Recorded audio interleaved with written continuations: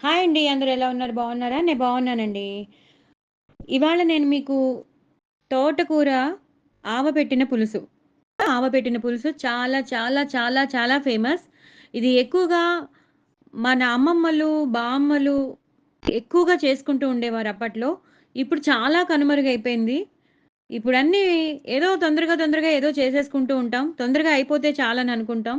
కొంచెం పెద్ద పెద్ద ప్రొసీజర్స్ ఉన్నప్పుడు మనం వాటిల్ని దూరం చేసేస్తాం. చేసుకోకుండా వదిలేస్తూ ఉంటాం.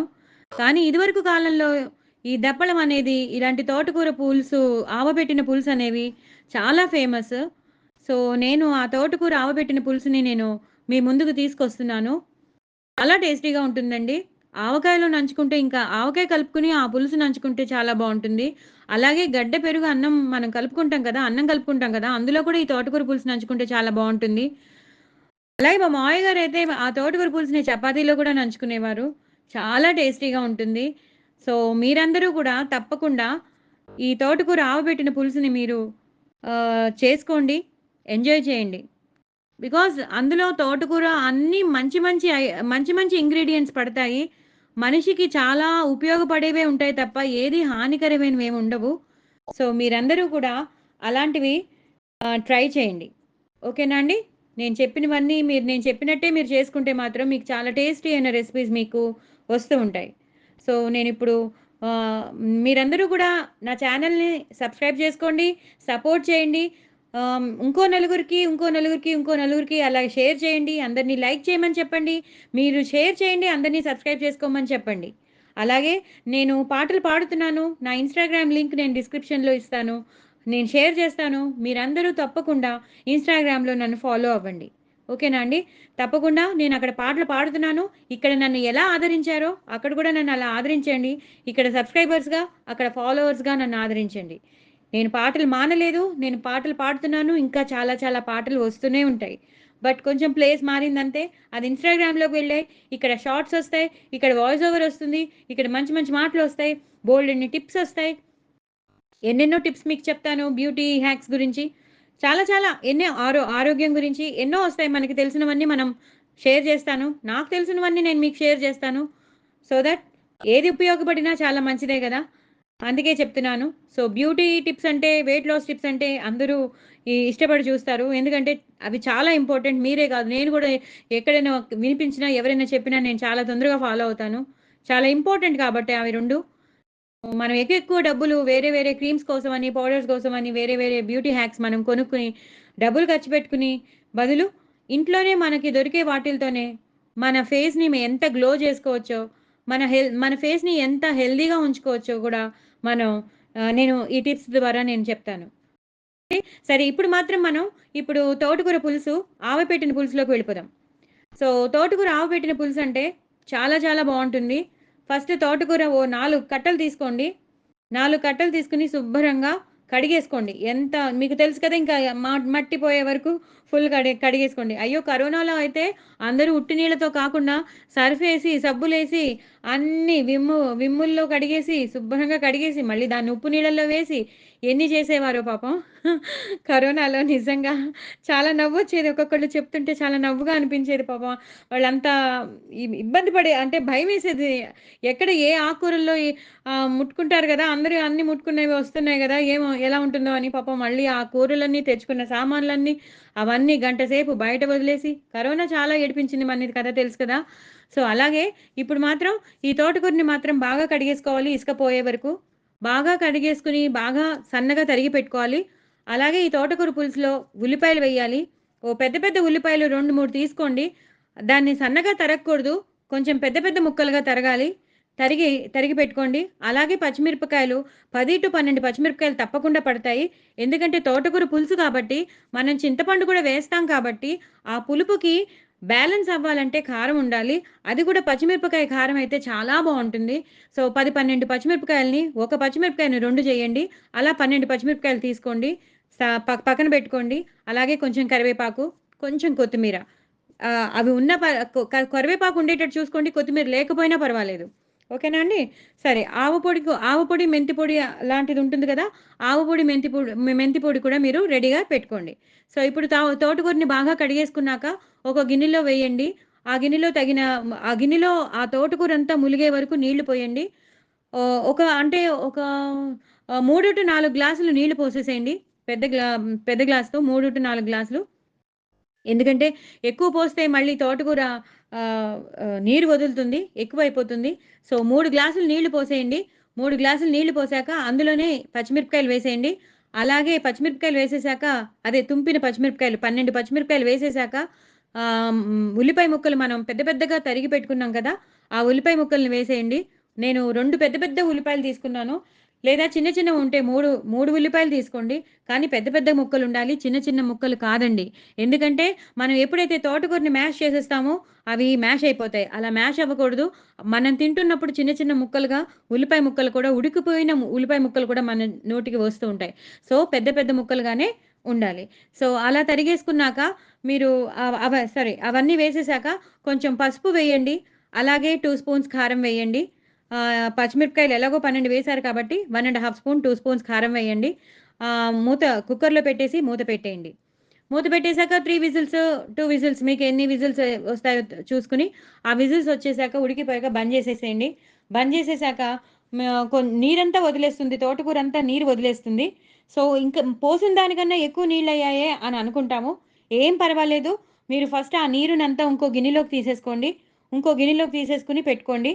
అప్పుడు మొత్తం అంతా నీరు తీసేసాక ఈ తోటకూర, ఉల్లిపాయలు, పచ్చిమిరపకాయలు, పసుపు, కారం ఉన్నది ఉంటుంది కదా! దాన్ని పూర్తిగా మ్యాష్ చేయండి. గరిటె తీసుకొని బాగా మ్యాష్ చేసేసేయండి. ఎంత మెత్తగా మ్యాష్ చేస్తారో అంత మెత్తగా మ్యాష్ చేయగలిగేటట్టు చేసుకోండి. సారీ అండి. మెసేజొచ్చింది. సారీ. ఎక్స్‌ట్రీమ్‌లీ సారీ అండి. సో, ఆహ్, మ్యాష్ చేసేసేయండి. మ్యాష్ చేసేసాక ఇప్పుడు మీరు చింతపండు రసం రెడీగా పెట్టుకోండి. ఒక పెద్ద నిమ్మకాయ అంత చింతపండు రసం తీసుకోండి. దాన్ని నీళ్ళల్లో వేసి బాగా నానిపోయాక మంచిగా గుజ్జుగా తీసుకొని అలా 2, 3 సార్లు అందులో నీళ్లు పోసి ఈ నీళ్లు పోస్తూ ఉండొచ్చండి. మీరు ఏదైతే నీళ్లు ఎక్కువైపోయాయి, తోటకూర నీళ్లు ఎక్కువైపోయాయి అనుకున్నారో, ఆ నీళ్ళని ఈ చింతపండులో పోస్తూ మీరు ఆ చింతపండుని పిండి ఆహ్, ఆ నీరు మీరు ఆ చింతపండు పిండిన నీళ్ళని, ఆ గుజ్జుని మీరు తోటకూర పులుసులో వేసేయొచ్చండి. వేసేసి బాగా కలపండి. అలా 2, 3 సార్లు చింతపండు వేశాక ఒకటేసారి మనం ఎలాగో చెయ్యం. 2, 3 సార్లు మనం అలాగే నీరు పోసి పిండుతూనే ఉంటాం కాబట్టి, ఆ వచ్చిన గుజ్జుని, ఆ వచ్చిన రసాన్ని ఆ తోటకూర పులుసులో వేసేసేయండి. వేసేసాక స్టవ్ మీద పెట్టండి. స్టవ్ మీద పెట్టి వెలిగించి స్టవ్ మీద పెట్టండి. కానీ అక్కడే ఉండండి. ఎందుకంటే ఇప్పుడు ఇంపార్టెంట్ గరిటెతో కలపండి. గరిటెతో కలుపుతూ ఉండండి. అప్పటిలోపల మీ ఇంట్లో శనగపిండి ఉంటే మాత్రం శనగపిండి తీసుకోండి. ఒక 2-3 స్పూన్స్ శనగపిండి తీసుకోండి. పెద్ద స్పూన్‌తో 2-3 స్పూన్స్. 2-3 స్పూన్స్ ఆహ్, ఆహ్, టేబుల్ స్పూన్స్‌తో శనగపిండి తీసుకొని, ఆ శనగపిండిని ఒక బౌల్‌లో వేసుకోండి. ఆ బౌల్‌లో వేసుకున్నాక ఒకవేళ ఈ తోటకూర నీరు మిగిలితే, ఆ తోటకూర నీరుని ఈ శనగపిండిలో వేయండి. లేదు ఇందాక చింతపండు నీళ్ళతోనే అయిపోయింది అంటే మాత్రం ఓకే. No problem. మీరు వేరే మంచినీళ్ళు తీసుకొని ఈ ఈ శనగపిండిలో వేయండి. శనగపిండిలో చల్లనీళ్ళే వేయాలి ఎప్పుడు. వేడి నీళ్ళు వెయ్యకూడదు. ఉండలు కట్టేస్తుంది. సో, ఈ చన్నీళ్ళు మంచినీళ్ళని ఈ శనగపిండిలో వేసి బాగా గిలక్కొట్టండి.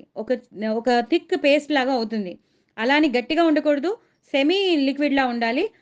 దాన్ని ఈ తోటకూర పులుసులో వేసేయాలి. తోటకూర పులుసులో వేసేసి బాగా కలపాలి. బాగా కలిపి ఒక మీడియంలో పెట్టుకొని అక్కడే ఉండి మరగనిస్తూ ఉండాలి. నేనిందాక చెప్పాను కదా! ఆవపొడి, మెంతిపొడి అది కూడా వేసేయాలి. ఆవపొడి, మెంతిపొడి వేసేయాలి.